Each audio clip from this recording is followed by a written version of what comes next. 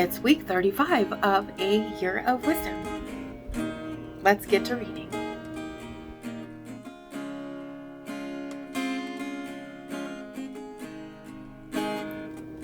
Day 239.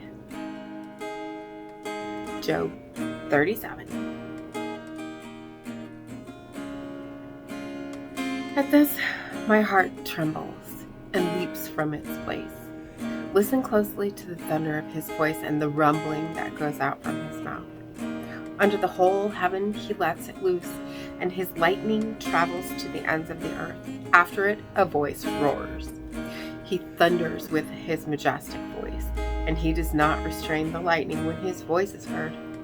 God thunders wondrously with his voice, doing great things which we do not comprehend. For to the snow he says, fall on the earth, and to the downpour and the rain, be strong. He seals the hand of every person so that all people may know his work.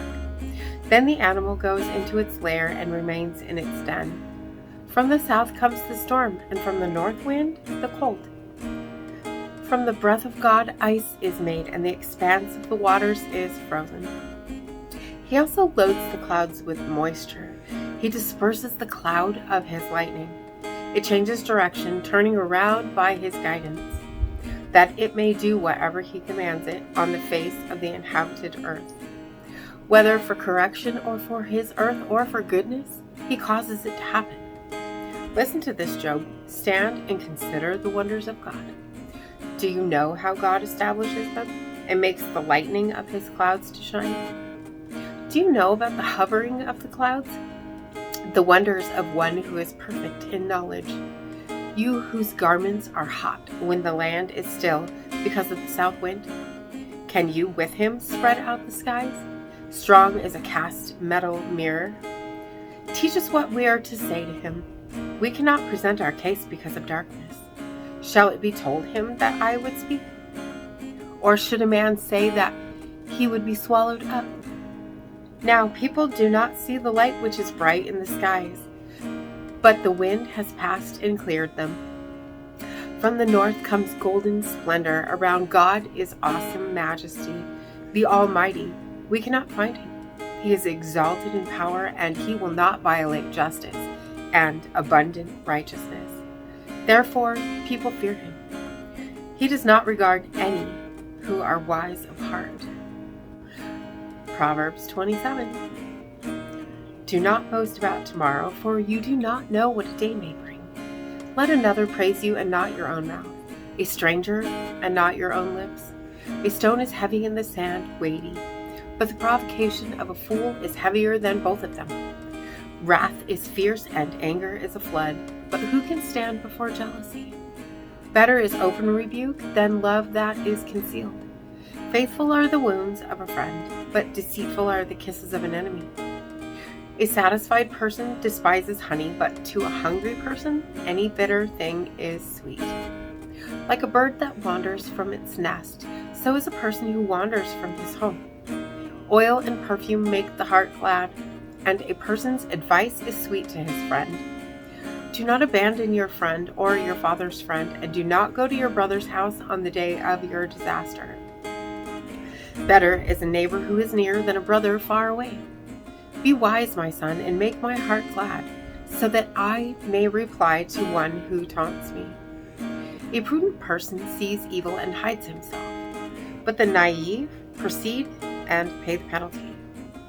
Take his garment when he becomes a guarantor for a stranger, and for a foreign woman sees a pledge from him. One who blesses his friend with a loud voice early in the morning, it will be considered a curse to him. A constant dripping on a day of steady rain and a contentious woman are alike. He who would restrain her restrains the wind and grasps oil with his right hand. As iron sharpens iron, so one person sharpens another. One who tends the fig tree will eat its fruit, and one who cares for his master will be honored. As in water a face reflects the face, so the heart of a person reflects the person. Sheol and Abaddon are never satisfied, nor are the eyes of a person ever satisfied.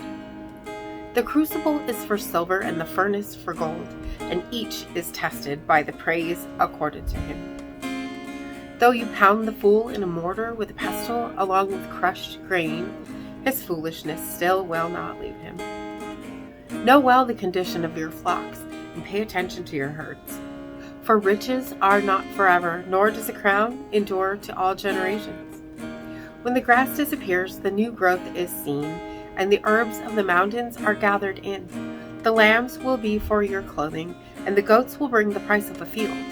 And there will be enough goat's milk for your food, for the food of your household, and sustenance for your attendants. And as always, thank you so much for being here today.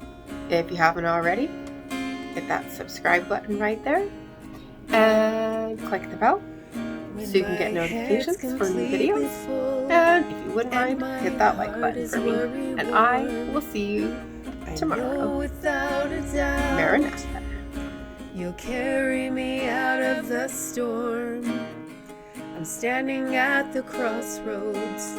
I'm lost without a clue. I need a big pink neon sign to show me what to do. I thank you, Lord. It glorifies you when you're the only answer. I praise you, Lord, for holding what's too much for me. And I'm amazed by you, Lord, because nothing's too big and nothing's too small to lay at your feet.